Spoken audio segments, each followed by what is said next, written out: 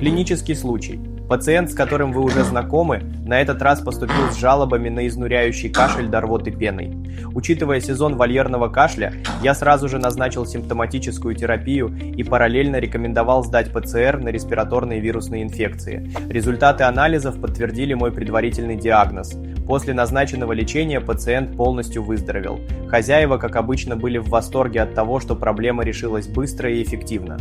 Хочу подчеркнуть, очень важно начинать лечение кашля на ранних стадиях, так как в противном случае он может перейти в хроническую форму или осложниться пневмонией, что значительно усложняет лечение. Поэтому при первых признаках кашля действуйте незамедлительно. Верный диагноз и правильное лечение могут выглядеть как настоящее чудо.